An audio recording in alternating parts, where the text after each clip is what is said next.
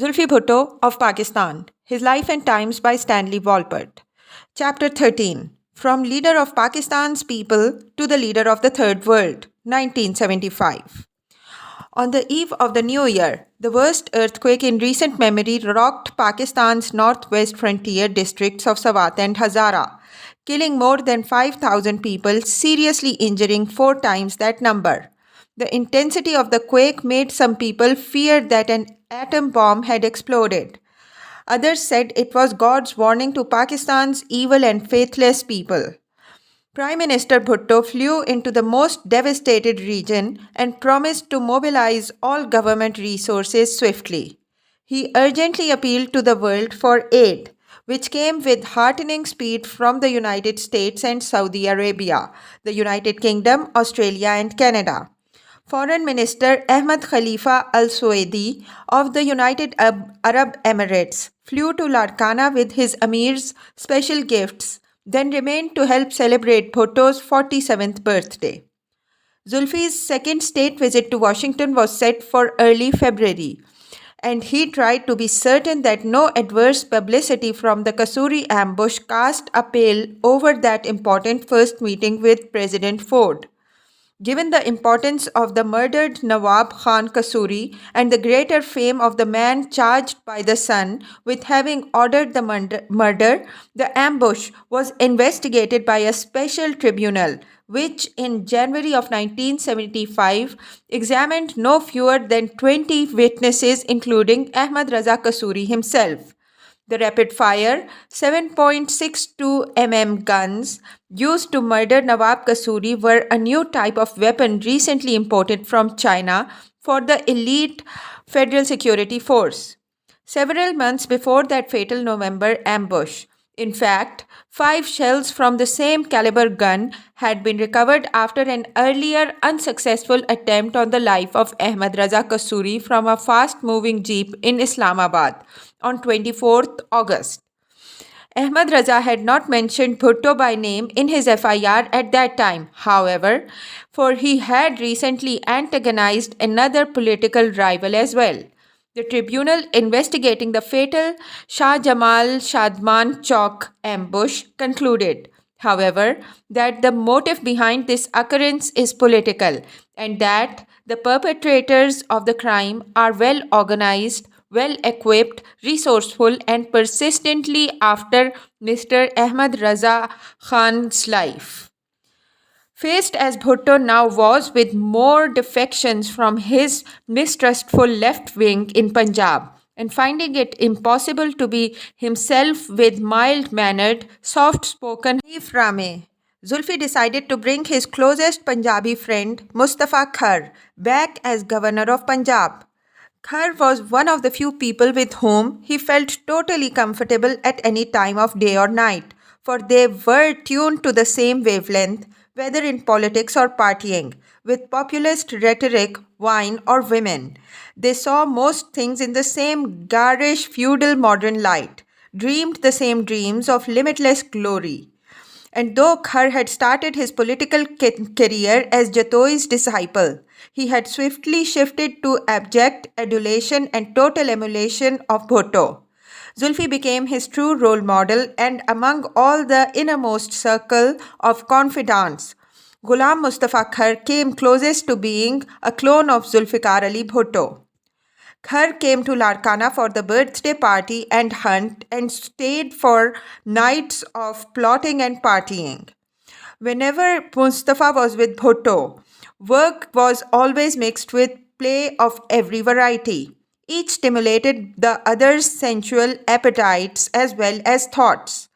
Like locker room athletes or adolescent fraternity brothers, they matched wits, admiring each other's potent powers, stimulated by such competitive challenges to outdo themselves, surpass past performances, aspire to greater heights of conquest and glory. Drink and age, and what he called his colon problem, probably liver or prostate, had started to take its toll of Bhutto's prowess, but Mustafa's youthful vigor helped to revitalize him. I never wished to put you in a corner in order to extract an abject kind of confession from you. Zulfi wrote Mustafa that month confirming his decision to bring his body back to the sumptuous governor's house in Lahore. I have very few personal relations and I prize them highly. I abhor the capricious attitude which makes one overlook the good and concentrate on the bad. Even though I have been receiving persistent advice from impartial persons to take a very cold blooded attitude towards you, no stone has been left unturned to prejudice me against you. However, where long term relationships are involved, much advice, sound or otherwise, cannot deflect me from a more human approach. Intelligence Bureau reports of Khar's public gross behavior and statements and his more private conversations in which he expressed true feelings of contempt for Bhutto and many devious schemes for his own return, not simply as Qaid-e-Punjab but as Prime Minister of Pakistan, were almost daily brought to Bhutto's desk. What Mustafa Khar really wants, Bhutto was warned, was nothing less than the very pinnacle of Pakistani power, which everyone knew could be occupied only by one leader, one Qaid. Zulfi knew all that, had always known it about Mustafa, for Khar was precisely like himself. Had Khar been the older one, Zulfi would have schemed those very schemes to dethrone him. But none of that changed the personal relationship that drew them inexorably to each other. That equation transcended political power plots or fear of treachery because power plots and treachery were inherent in the very blood, the DNA, so to speak, of both men. Mustafa would not have been Mustafa had he not aspired to be king. No more than Zulfi would have been Zulfi, but how could that deflect them from the more human approach that made them virtual twins? The major problem regarding Khar's gubernatorial functioning was the constitution. According to that document, the chief minister, not the governor, was to run each state. The drawback to being chief minister was that one had to preside over a cabinet supposed to represent the majority of the state assembly and had to have a seat oneself in that elected body, with all the trying, time consuming problems of managing a parliamentary democratic system. It was easier to govern Punjab as governor, just as it was so much simpler to preside over Pakistan as president, which was why Zulfi had delayed his own transition to prime minister for as long as possible. But before Zulfi and Mustafa could iron out all the details of the latter's exact new job, other more urgent matters intervened. Bangladesh's deteriorating economy and the growing dissatisfaction with Mujib in every strata of society, including the army, made him opt for a more autocratic presidential form of government by 25th January 1975. He suspended the constitution, proclaiming his Awami League the national party of Bangladesh, relying more completely on Soviet support for his now less popular administration. Bhutto had been tunneling secret discretionary funds to several anti-Mujib parties during the past 2 years, and before the end of August 1975, that investment would pay off handsomely. Orthodox Islamic as well as Marxist communist Bengalis on both wings of the cluttered spectrum of Bangladeshi politics now combined in an opposition chorus to Mujib's inept, tottering regime.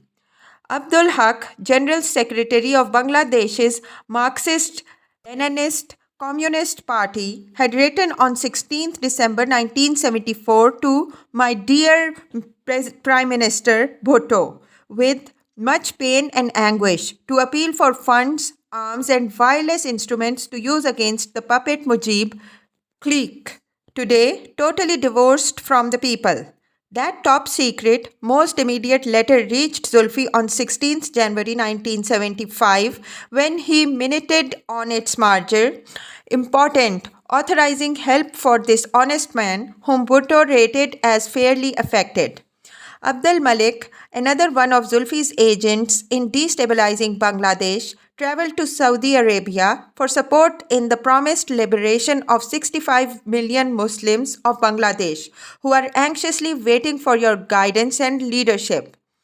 Bhutto sent Maulana Niazi to Saudi Arabia and the Emirates as well, hoping to marshal enough diplomatic and financial support as well as weapons to pressure Mujib or his successors to amend the Bangladesh constitution, to call that state the Islamic Republic of Bangladesh, and to establish an advisory council of Muslim-minded political leaders similar to that which Maulana Niazi ran for Bhutto's government in Islamabad. Zulfi flew to Rome on 3rd February, breaking his journey to Washington there overnight, and enjoyed a dinner meeting with Italy's President Aldo Moro.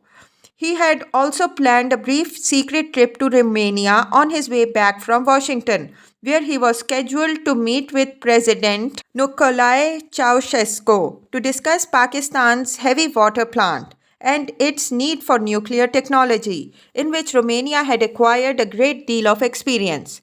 That trip would have to be postponed until October. Bhutto met with President Ford and Vice President Nelson Rockefeller in Washington, 5th to 7th February, and with Secretary Kissinger and World Bank President Robert McNamara. The 10-year-old US embargo on shipment of new arms to Pakistan was officially lifted, though spare parts and ammunition for all previously shipped US-made equipment had been pouring into Pakistan for the past few years, as Nixon had promised Zulfi on his first state visit. US arms shipped to Iran had, of course, also earlier been flown in to bolster the army's ongoing battle against the Balochi insurgency. Ford also released some 300,000 tons of US wheat for immediate shipment to Pakistan, in addition to the 100,000 tons that had been shipped a few months earlier. US aid to victims of the earthquake was increased, moreover, with many private as well as public foundations generously pledging funds, food, and clothing for the hard-hit frontier region.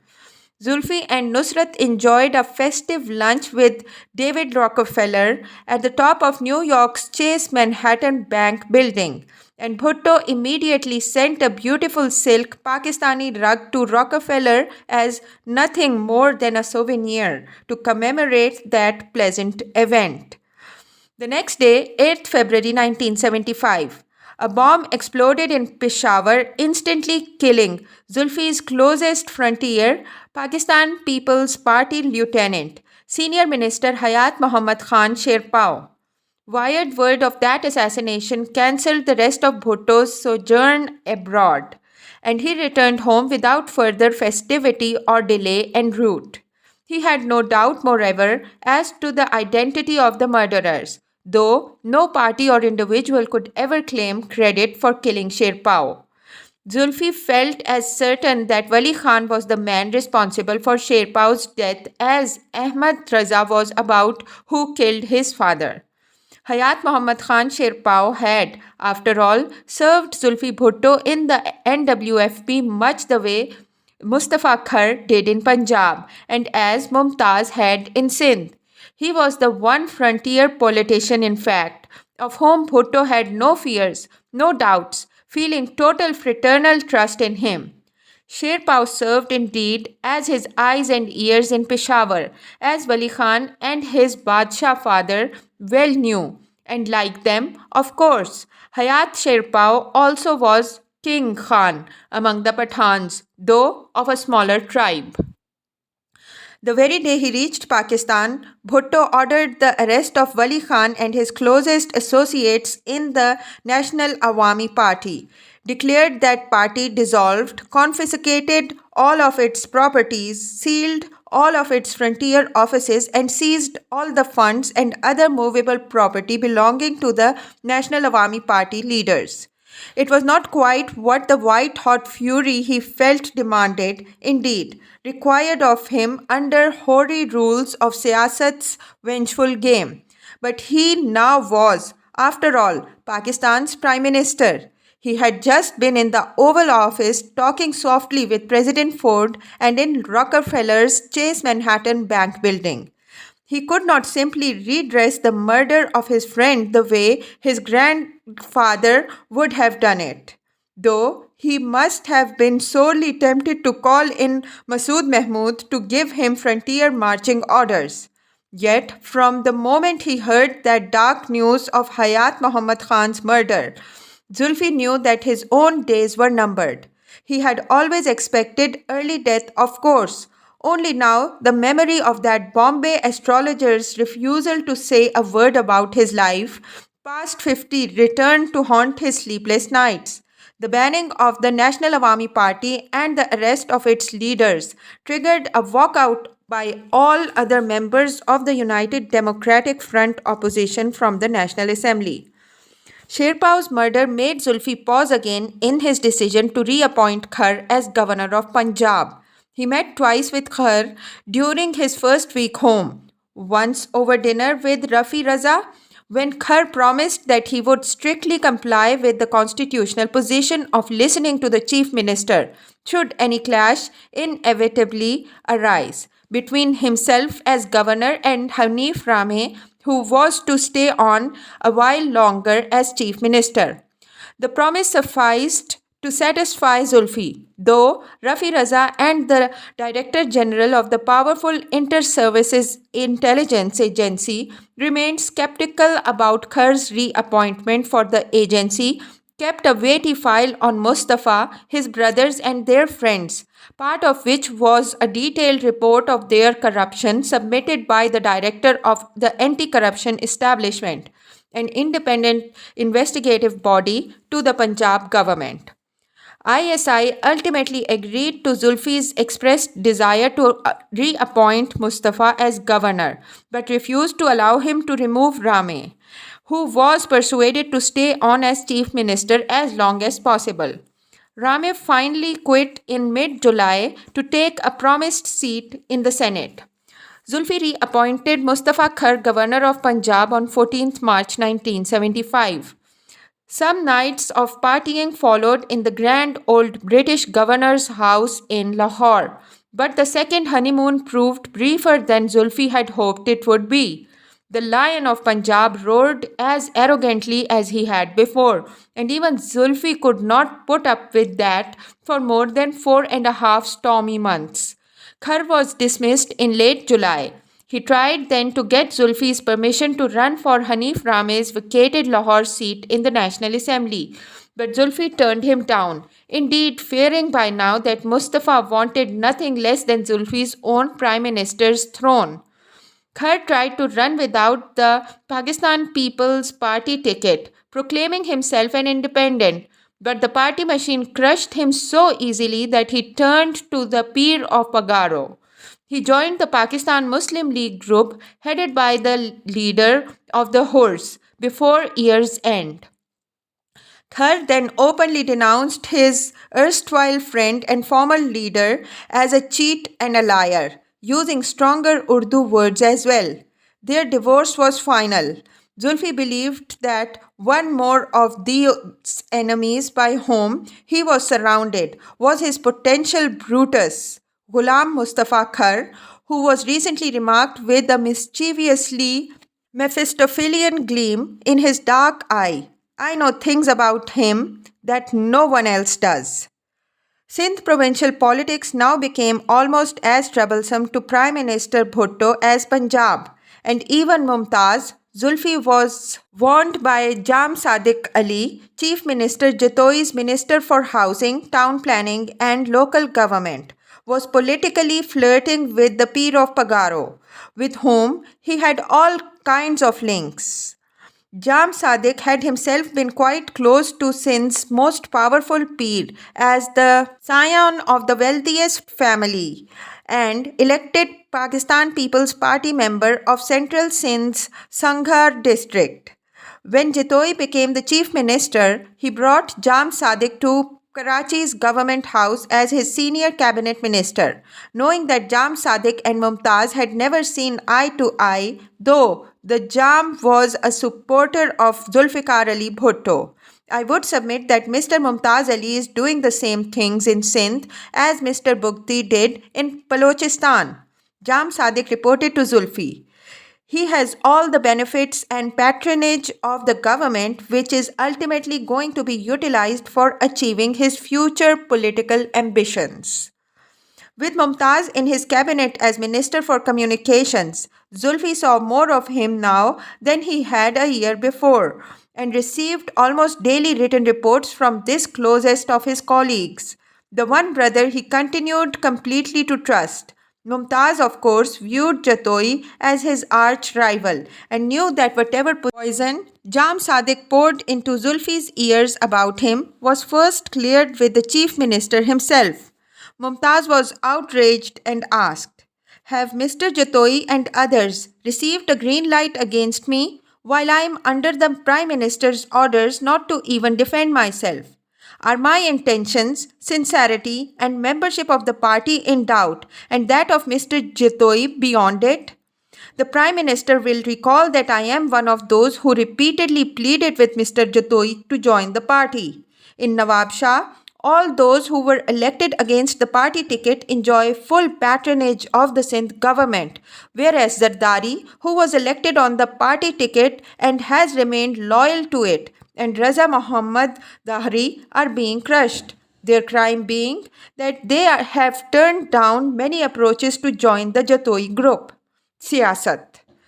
Though Mumtaz accused by his rivals of being a pro-Sindhi, that he would hire no one born elsewhere, he urged Zulfi to appoint a Punjabi minister of railways because the railway personnel is mainly Punjabi.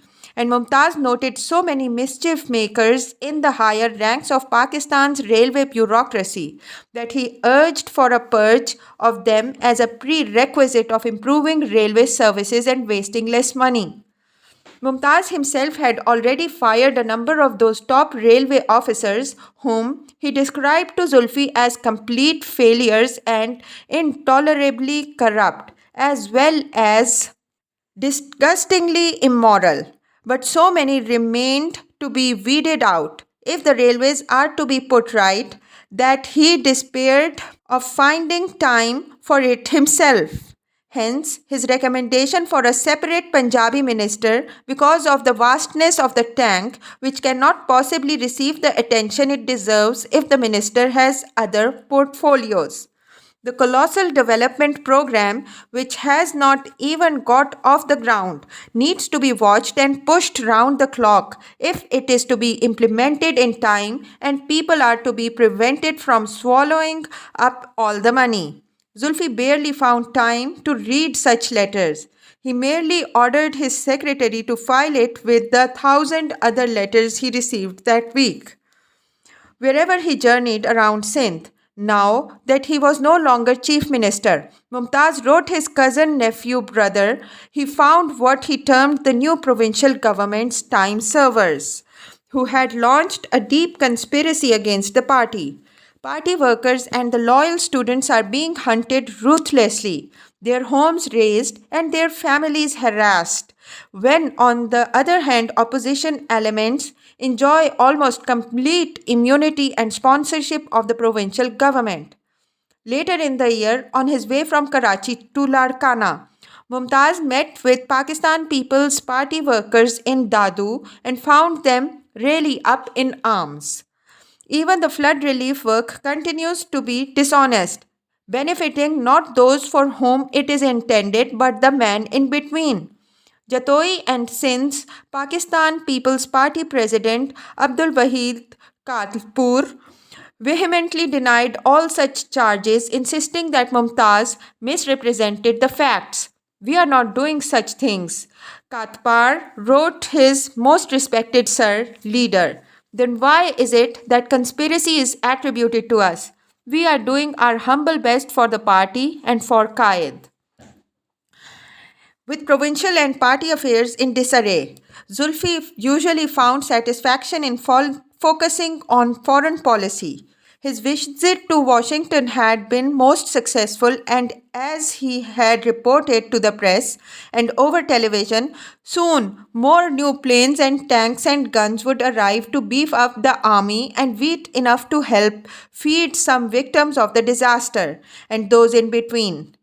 Very disconcerting, however, was an accord just reached between Indira Gandhi and Sheikh Mohammed Abdullah of Kashmir, who, after spending more than a decade behind Indian bars, now decided to accept political control of the state of Jammu and Kashmir under Article 370 of the Indian Constitution, which gave Kashmiris special privileges and status within the Indian Union. Zulfi swiftly denounced the agreement as illusory, one that could in no way resolve the Kashmir conflict or change the inherent nature of alien occupation. Bhutto called upon the people of Jammu and Kashmir to strike it in protest against the agreement between Indira Gandhi and Sheikh Abdullah. He urged the Kashmiris to stop work on the last Friday in February to demonstrate their faith and national unity and unshakable resolve to uphold their right of self-determination. Because most Muslims observe Friday as their weekly day of rest, the response to Zulfi's call was lauded by him as a total and unblemished success. He insisted that Gandhi Abdullah agreement was in violation of the Simla agreement he had earlier reached with Indira Gandhi, calling it a setback to the establishment of durable peace in the South Asian region.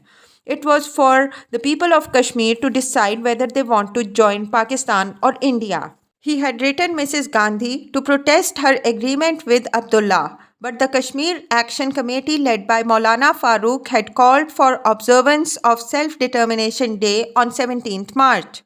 Zulfi cautioned against escalating this problem, for he knew how passionately most Pakistanis felt about Kashmir and how easily violence might erupt. To the West, Zulfi explained, "Our relations with Afghanistan are sad and bad. We want to give Afghanistan a similar type agreement, a treaty of non-aggression, but if in spite of that Afghanistan commits aggression, Afghanistan will not be the winner. We will not be browbeaten." News of assassination of Saudi Arabia's King Faisal on 25th March 1975 by one of his own nephews was received with profound sorrow and extreme shock by Prime Minister Bhutto, who proclaimed 10 days of national mourning for one of the greatest statesmen of our time. Zulfi flew to Riyadh that evening to attend the funeral summit there, expressing his personal condolence to the former crown prince, now King Khalid. A day later, he flew home and addressed a specially convened session of the National Assembly in Islamabad. "It is no secret to my countrymen that Pakistan had a special place in the king's heart," Bhutto recalled. Whether it was in the war of 1965 or that of 1971, he gave us his full and steadfast support as victims of aggression. Who amongst us can forget his decisive support to holding of the Second Islamic Summit in Pakistan a year ago? When the 10 days of mourning were over, Zulfi embarked on one of his singularly popular Meet the People tours of Punjab, speaking first at a mammoth rally at Jinnah Park in Sialkot on 3rd April. Though these carefully planned and well-controlled public meetings, which attracted multitudes of people, most of whom were bussed in from neighboring towns or villages, were not supposed to be part of any political campaign, Bhutto's opponents all knew how effective he was at using the power of his office to his own party's political advantage. Wearing his Mao cap and open-necked peasant shirt, Zulfi was Pakistan's most popular and effective speaker. He dazzled and excited all who gathered to hear his eloquent, sonorous voice and to watch his often wild and histrionic gestures. He had always been a great showman, a brilliant entertainer. The crowds kept growing more than 300,000 at Sheikhupura closer to 400,000 at Gujranwala, and more than 500,000 by 6th April in Lahore, where he promised the immediate release of funds for development and the construction of the two new hospitals and a more than doubling of size of the medical colleges there. Mustafa Khar was with him, of course, and the nights they spent together at the governor's house delightfully capped that week's otherwise arduous tour of the Lahore division. Bhutto returned to Islamabad to address National Assembly, now consisting only of his own supporters, informing them that his government's decision to raise the prices of many edibles, including wheat and sugar, was not only unavoidable but in the best interests of the country. It was at any rate in the best interests of many landowners who grew both crops. He then flew to Karachi and a day later received his Romanian counterpart, President Nicolae Ceausescu, who had flown in for a day summit, which Bhutto promised to reciprocate in October. The dedication of the Romanian leadership to the cause of progress and its vision and courage in upholding the rights of medium and small nations have earned deep respect and admiration from all peace loving nations. Zulfi told his dictator friend at the banquet for him. India's nuclear explosion in May 1974 cannot but be viewed with grave concern by all peace loving states. We are living in times which are both exciting and grave. Joy is mixed with agony.